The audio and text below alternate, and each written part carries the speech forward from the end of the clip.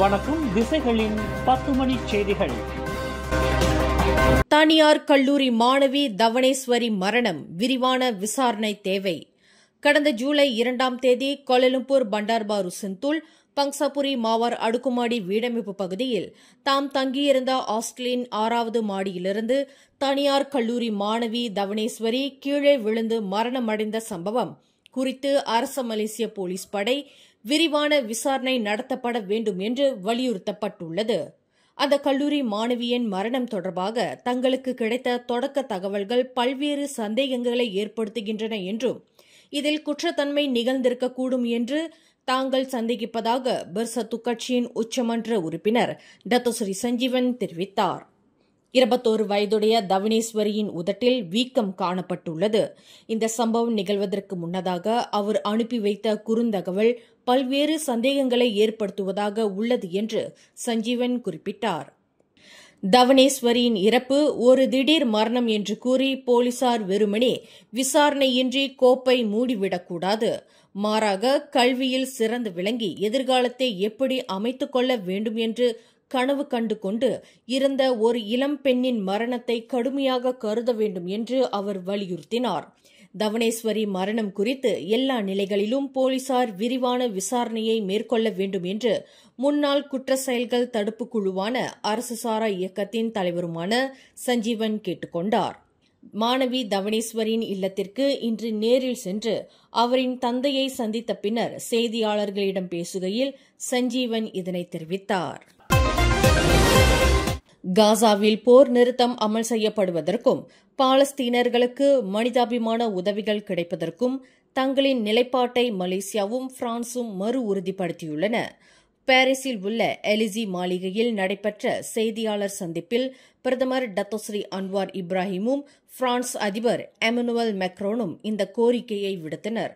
காசாவில் நிரந்தர போர் நிறுத்தம் அமல் செய்யப்பட வேண்டும் என்பதோடு பிணை கைதிகளும் விடுவிக்கப்பட வேண்டும் என்று அவர்கள் வலியுறுத்தினர். காசா விவகாரத்திற்கு இருநாட்டு தீர்வு சரியான நடவடிக்கையாக அமையும் என்று அதிபர் மேக்ரான் தெரிவித்தார். இவ்விவகாரம் தொடர்பில் சவுதி அரேபியா உள்ளிட்ட தரப்பினருடன் நாங்கள் இணைந்து செயல்பட்டு வருகிறோம். தற்போதைக்கு உதவிகள் காசாவுக்குள் நுழைய இஸ்ரேல் அனுமதிக்க வேண்டும் என்று அவர் சொன்னார். உணவு மற்றும் பானங்கள் தொழில்துறையில் நிலவி வரும் தொழிலாளர் பற்றாக்குறை பிரச்சினையை தீர்ப்பதற்கு அந்நிய தொழிலாளர்களை தெரிவிக்கும் நடைமுறையை அரசாங்கம் அவசரமாக திறந்துவிட வேண்டும் என்று பிரீமாஸ் எனப்படும் மலேசிய இந்திய உணவக உரிமையாளர்கள் சங்கம் வலியுறுத்தியுள்ளது. 2026ஆம் ஆண்டு மலேசியாவிற்கு வருகை தரும் ஆண்டாகும். அதற்கு முன்னதாக தொழிலாளர் பற்றாக்குறையினால் உணவகத்துறையினர் மிகுந்த அழுத்தத்தை எதிர்நோக்கி வருகின்றனர் என்றும் மலேசிய இந்திய உணவக உரிமையாளர்கள் சங்கத்தின் தலைவர் டத்தோ ஜே கோவிந்தசாமி என்ற சுரேஷ் தெரிவித்துள்ளார். பிரீமாஸ் தலைவர் மற்றும் நாடு முழுவதும் உள்ள ஆயிரக்கணக்கான உணவகங்களின் பிரதிநிதி என்ற முறையில் உணவகத்துறையில் தொடர்ந்து நிலவி வரும் தொழிலாளர் பற்றாக்குறை உண்மையிலேயே தமக்கு கவலை அளிக்கிறது என்று டத்தோ சுரேஷ் குறிப்பிட்டார். கிளாந்தான் துப்பாட்டையும் ஸ்லாங்கூர் கோம்பாக்கையும் இணைக்கும் ECRL எனப்படும் கிழக்கு கரையோர ரயில் திட்டத்தின் நிர்மாணிப்பு பணிகள் 85 விழுக்காடு பூர்த்தியாகிவிட்டதாக அறிவிக்கப்பட்டுள்ளது. மலாக்காவில் நேற்று தொடங்கிய மலேசியா ரயில் லிங்க் நிறுவனத்தின் 32வது இயக்குநர் வாரிய கூட்டத்தில் கலந்து கொண்ட அரசாங்க தலைமை செயலாளர் தான் ஸ்ரீ ஷம்சுல் அஸ்ரி அபுபக்கர் இதனை தெரிவித்தார். ECRL ரயில் சேவை 2027ஆம் ஆண்டு தொடங்கும் என்று எதிர்பார்க்கப்படும் வேளையில் அந்த ரயில் சேவையில் தாமதத்தை ஏற்படுத்தக்கூடிய ரயில் இருப்பு பாதையில் பொறுப்பற்ற நபர்கள் அத்துமீறி நுழையும் சம்பவங்களை தடுக்க பாதுகாப்பு அம்சங்களும் அதீத முக்கியத்துவம் அளிக்கப்பட வேண்டும் என்று அந்த கூட்டத்தில் வலியுறுத்தப்பட்டதாக ஷம்சுல் அஸ்ரி குறிப்பிட்டார். தீவிரவாத சித்தாந்தத்தை பரப்பும் நோக்கில் மலேசியாவில் செயல்பட்ட 36 வங்காளதேசிகள் பிடிபட்ட நிலையில் அவர்களில் 3 தாயகத்திற்கு திருப்பி அனுப்பப்பட்டனர். நேற்று வெள்ளிக்கிழமை அவர்கள் தங்கள் தாயகத்தை சென்றடைந்துள்ளனர். மற்றவர்கள் அனைவரும் தடுத்து வைக்கப்பட்டு விசாரணை செய்யப்பட்டு வருகின்றனர். அந்த 3 தாயகம் வந்து சேர்ந்ததை வங்காளதேச தீவிரவாத எதிர்ப்பு நடவடிக்கை குழுவின் தலைவர் ஆகாஷ் உடின் புயான் உறுதிப்படுத்தினார். அந்த 3 எதிராக நீதிமன்ற நடவடிக்கை எடுக்கப்படும் என்றும் அந்த 3 பின்னணி ஆராயப்படும் என்றும் அவர் தெரிவித்துள்ளார். மலேசிய கல்வி துணை தலைமை இயக்குநர் டாக்டர் முகமது அசாம் அஹமட் அதன் புதிய தலைமை இயக்குநராக நியமிக்கப்பட்டுள்ளார். அவரின் பதவிக்காலம் வரும் ஜூலை 7ஆம் தேதி அமலுக்கு வருகிறது. கல்வி அமைச்சில் தொழில் நிபுணத்துவ மேம்பாட்டு பிரிவில் பணியாற்றி வந்தவரான டாக்டர் முகமது அசாம் கல்வித்துறையில் 35 ஆண்டு காலம் அனுபவம் பெற்றவராவார். மலாய் மொழியில் இளங்கலை பட்டம் பெற்றவரான டாக்டர் முகமது அசாம் மலாயா பல்கலைக்கழகத்தில் தொடர்பு வியூகத்துறையில் PhD பட்டம் பெற்றவராவார். சிரம்பான் சுங்கை காடோட் தாமான் துன்கு ஜஃபாரில் வீற்றிருக்கும் ஸ்ரீ ஆதி பெரியநாயகி அம்பாள் உடனுரை ஸ்ரீ மகா ராஜராஜேஸ்வரர் தேவஸ்தானத்தின் வருடாந்திர மகோற்சவ பெருவிழா நாளை ஜூலை 6ஆம் தேதி ஞாயிற்றுக்கிழமை வெகு சிறப்பாக நடைபெறவிருக்கிறது.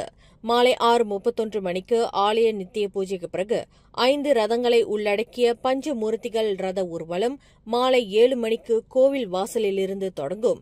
ரதங்கள் நின்று பக்தர்களுக்கு காட்சியளிப்பதற்கு 5 இடங்களில் ரத பந்தல்கள் அமைக்கப்பட்டுள்ளதாக ரத ஊர்வல ஏற்பாடுகளை ஒவ்வொரு ஆண்டும் சிறப்பாக செய்து வரும் நெகிரி செம்பிலான் சேரிட்டி அமைப்பின் தலைவர் லிங்கேஸ்வரன் தெரிவித்தார். முதலில் தமன் துவன்கு ஜஃபார் ஃபாசா 3 பெட்ரோன் அருகில் அமைக்கப்பட்ட ரத பந்தலில் ரதங்கள் நிற்கும். அதன் பின்னர் தாமான் ஸ்ரீ சினவாங் கடை வரிசைக்கு அருகில் ரதங்கள் நிற்கும். பின்னர் 3வது இடமாக தாமான் துன்கு நஜிஹா யூத் அல்லது RS பிரதர்ஸ் கடை வரிசைக்கு அருகிலும் 4வது இடமாக ஸ்ரீ மகா மாரியம்மன் கோவில் தாமான் துன்கு நஜிஹாவிலும் ஆக கடைசியாக 5வது இடமாக Taman Tuanku Jaafar Negeri Sembilan charity குழு மற்றும் TTJ பிரதர்ஸ் தேர் பந்தலில் ரதங்கள் நிற்கும் என்று தேவஸ்தானத்தின் இளைஞர் பிரிவைச் சேர்ந்த லிங்கேஸ்வரன் விவரித்தார். சரியாக 7 மணி அளவில் நம்மளுடைய ஸ்ரீ மகாராஜராஜேஸ்வரர் தேவஸ்தானத்திலிருந்து நம்மளுடைய பஞ்சரதம் அதாவது 5 ரதமும் புறப்பட்டு முதல் இடமாக நம்மளுடைய தேர்பந்தல் தாமான் பாசாத்திகா துங்கு ஜஃபாரின் முன்பு அங்கு வந்து அடையும். 2வது தேர்பந்தல் பார்த்தீங்கன்னா சரியாக நம்முடைய தாமான் ஸ்ரீ சனவா கடை அமைப்பில் இருக்கும். அங்கு ஒரு தேர்பந்தல் அமைக்கப்பட்டிருக்கும். பிறகு சரியாக தாமான் துங்கு அம்பான் நெஜாவில் 3வது பந்தலாக நம்முடைய இளைஞர் பிரிவு தாமான் துங்கு அம்பான் நெஜா இளைஞர் பிரிவுகள் அமைக்கப்பட்டிருக்கும் தேர்பந்தலை வந்து அடையும். அதோடு சேர்ந்து கடைசியாக நம்மளுடைய கடைசிக்கு முன்புறமாக நம்மளுடைய தாமான் துங்கு அம்பான் நெஜாவில் ஸ்ரீ மகா மாரியம்மன் ஆலயத்தை வந்து அடையும். அதுக்கு பிறகு கடைசியாக மீண்டும் தாமான் துங்கு ஜஃபார் இளைஞர்கள் பிரிவின் அமைக்கப்பட்டுள்ள அந்த பிரம்மாண்டமான தேர்பந்தலுக்கு வந்து அடையும். அத்துடன் பஞ்சமூர்த்திகளின் ரத ஊர்வலம் நிறைவடைந்து ரதங்கள் மீண்டும் திரும்பி ஸ்ரீ மகா ராஜராஜேஸ்வரர் தேவஸ்தானத்தை வந்தடையும் என்று லிங்கேஸ்வரன் விளக்கினார். வரும் 16வது பொதுத் தேர்தலில் எதிர்க்கட்சியின் பிரதமர் வேட்பாளராக பர்சத்து கட்சியின் தலைவர் தான் ஸ்ரீ முஹிடின் யாசின் முன்மொழியப்பட்டுள்ளார். பர்சத்து கட்சியின் திரங்கானு மாராங் டிவிஷன் நடத்திய தனது ஆண்டு கூட்டத்தில் முஹிடினை பிரதமர் வேட்பாளராக முன்மொழிந்துள்ளது.